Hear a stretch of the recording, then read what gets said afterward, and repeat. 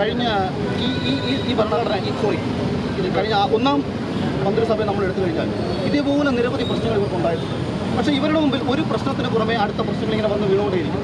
അപ്പോൾ ഇവരിങ്ങനെ കണ്ടിട്ടുണ്ട്, തവള ചത്താൽ വാർത്ത പാമ്പ് ചാവും വരെ, പാമ്പ് ചത്താൽ വാർത്ത പരുന്ന് ചാവും വരെ.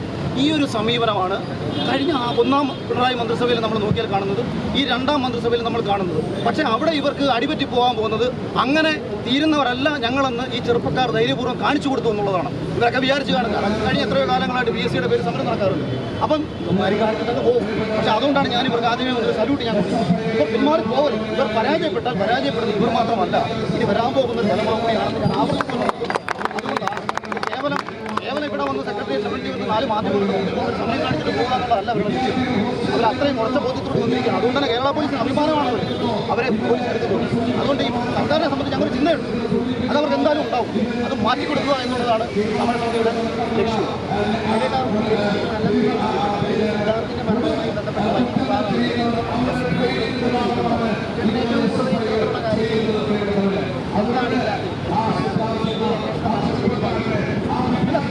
നമ്മൾ ഇടതുപക്ഷ സർക്കാരിൻ്റെ സ്ഥിതി നമ്മൾ മുഴുവൻ അവർ ഉൾപ്പെട്ടിട്ടുള്ള എല്ലാ കേസുകളിലും ഭയമുള്ളവരാണ്.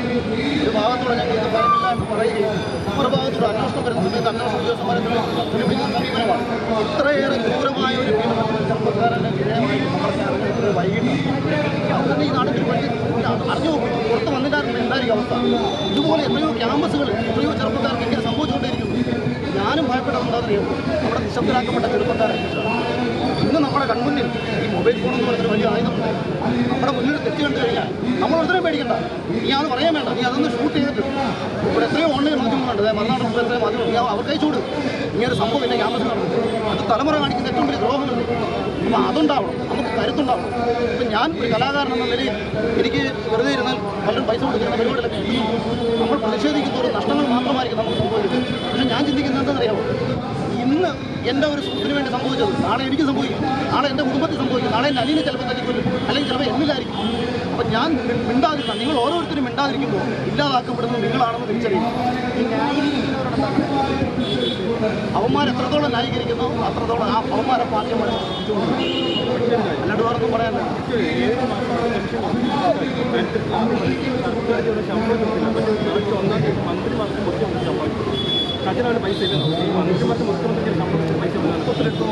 ഇവർ നടക്കുന്ന തട്ടിപ്പുകളും വെട്ടിപ്പുകളുടെ ആഴമറിയണമെങ്കിൽ ദുബായ് കേന്ദ്രീകരിക്കപ്പെടുന്ന ബിസിനസ്സുകാരോട് ചോദിച്ചാൽ അവർക്ക് മനസ്സിലാവും. ഇവിടുത്തെ മന്ത്രിമാരുടെ കള്ളഫണ്ട് ഉൾപ്പെടെ ഇപ്പോൾ നോർത്ത് ഇന്ത്യൻ ലോബികളുമായി ബന്ധപ്പെട്ട് ഇവിടുത്തെ മന്ത്രിമാർ ഉൾപ്പെടെ നടത്തുന്ന ഇടപാട് ഇപ്പോൾ ചിലത് എൻ്റെ അടുത്ത് തെളിവുണ്ടോ എന്ന് ചോദിച്ചാൽ ചിലത് നമുക്കിത് കാണിക്കാൻ പറ്റുന്നില്ല. പക്ഷേ പല കാര്യങ്ങളിലും ഇവിടെ നടക്കുന്ന തട്ടിപ്പ്. അതുകൊണ്ട് തന്നെ ഇവരുടെ ജീവിതം ഒരു പ്രശ്നമേ അല്ല.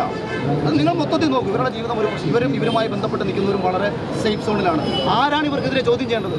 ഈ പാർട്ടിയെ വിശ്വസിച്ച് വോട്ട് ചെയ്തവരാണ്. ഇപ്പം ഞാൻ ചോദിക്കട്ടെ, BJP-ക്കാരനെ എതിർത്തിട്ട് വല്ല കാര്യമുണ്ടോ? കോൺഗ്രസ്സുകാരെ എതിർത്തിട്ട് വല്ല കാര്യമുണ്ടോ? കാര്യം അവന് വോട്ട് ചെയ്തിട്ടല്ല കമ്മ്യൂണിസ്റ്റ് പാർട്ടി അധികാരത്തിൽ വന്നത്. അവന് വോട്ട് ചെയ്തതാരാ? അവന് വോട്ട് ചെയ്ത് അവൻ്റെ പാർട്ടിക്കാരാണ്. അവരുടെ കാര്യം ഈ കൂട്ടത്തിൽ വന്നിരിക്കുന്നതൊക്കെ BJP-ക്കാരാ അല്ലെങ്കിൽ ഈ കോൺഗ്രസ്സുകാരാ? അല്ല. ഇതിനകത്ത് ഒരുപക്ഷെ ഏറ്റവും കൂടുതൽ SFIയിലും DYFIയിലും പ്രവർത്തിച്ച പിള്ളേരായിരിക്കും. അവൻ്റെ ജീവിതമാണ് പോയി കിടക്കുന്നത്. അപ്പോൾ അവന് വേണ്ടി സംസാരിക്കേണ്ട അവൻ്റെ പാർട്ടിക്കാരാണ്. ഇപ്പോൾ കഴിഞ്ഞ ദിവസം മരിച്ച സിദ്ധാർത്ഥിന് അവർ ഏത് പാർട്ടി പ്രവർത്തിച്ചവനാ? എന്തുകൊണ്ട് അവൻ്റെ മരണം 10 ദിവസമായിട്ട് പുറത്ത് ചർച്ചയായില്ല? പുറത്ത് മറ്റു രാഷ്ട്രീയ പാർട്ടികൾ പ്രതിഷേധം ഉന്നയിച്ചപ്പോൾ ഞങ്ങളുടെ കൂട്ടത്തിലുള്ള ഒരാളായിരുന്നു എന്നല്ലേ പറയുന്നത്. നമ്മുടെ കൂട്ടത്തിലുള്ള ഒരാളെ സ്വാഭാവികമായിട്ട് ചിന്തിക്കുന്നത് എന്താണ്? നമ്മളെ കൂട്ടത്തിലുള്ള ആൾക്ക് വേണ്ടി നിങ്ങൾ ശബ്ദിക്കേണ്ട, ഞാൻ ശബ്ദിക്കും, നിങ്ങൾ സംസാരിക്കുക. സർക്കാരിനെ വിമർശിക്കുന്ന അഖിൽമാരാർ ഇവിടെ വരേണ്ട സാഹചര്യം എന്തിനാ? വരേണ്ട കാര്യമില്ല. അഖിൽമാരാരെന്ന് പറയുന്ന ഒരുത്തൻ ഇവിടെ വന്നിട്ട് അങ്ങനെ ആളാവണ്ട. ഞങ്ങൾ DYFIക്കാർ ഇവിടെ ഉണ്ട്, ഈ ചെറുപ്പക്കാർക്ക് വേണ്ടി സംസാരിക്കും. പിന്നെ എന്താ ഡെമോക്രാറ്റിക് യൂത്ത് ഫെഡറേഷൻ എന്ന് പറഞ്ഞാൽ പിന്നെന്താ? അവരിവിടെ സംസാരിക്കണം. ആർക്ക് വേണ്ടിയാണ് ഇവിടെ പ്രവർത്തനം നയിക്കുന്നത്? ഞാനിത് ആരുമല്ല, ഞാനൊരു പാർട്ടിയിലെ മെമ്പറല്ല. നമ്മൾ അഭിപ്രായം പറയുമ്പോൾ നമ്മളെ പല പാർട്ടിയിലേക്ക് കൊണ്ട് ചാപ്പ് കുത്തി കളയും. പക്ഷേ എന്നാലും ഞാൻ പറയാനുള്ള അഭിപ്രായം ഞാൻ പറയും. ഇവർ എൻ്റെ ഒരു പേഴ്സണൽ അഭിപ്രായം പറയാം. തെരഞ്ഞെടുപ്പ് വരുന്നുണ്ട്, 2 അക്കൗണ്ട് തുറക്കുന്നതിൻ്റെ ഇതിൽ തന്നെ പറയും. എന്താണ് ചേട്ടൻ്റെ ഒരു വില?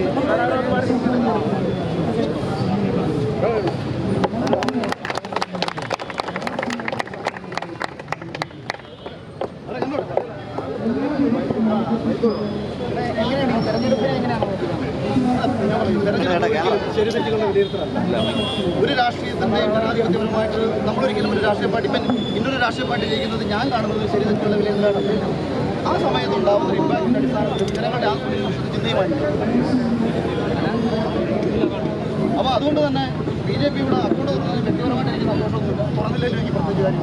പക്ഷേ തൃശ്ശൂർ പോലുള്ള മണ്ഡലത്തിൽ ഇവരെ ജയിപ്പിക്കത്തക്ക രീതിയിലുള്ള പ്രവർത്തനങ്ങളാണ് പ്രതിപക്ഷത്തിൻ്റെ ചില ആൾക്കാർ കാട്ടിക്കൊണ്ടിരിക്കുന്നത്. ബി ജെ പിക്കാർ സുരേഷ് ഗോപി ജയിക്കുമെന്ന് ഞാൻ 10% പോലും ഞാൻ ചിന്തിക്കുന്നില്ല. പക്ഷേ പ്രതിപക്ഷത്തിലുള്ള ആൾക്കാർ പുള്ളിയെ ജയിപ്പിച്ചടക്കുമെന്നുള്ള വാശിയില്ല.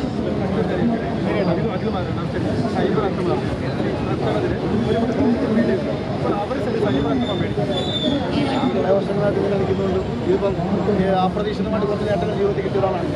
ഇതൊന്നും ഇല്ലെങ്കിൽ നമ്മുടെ ജീവിതത്തിലേ വരും.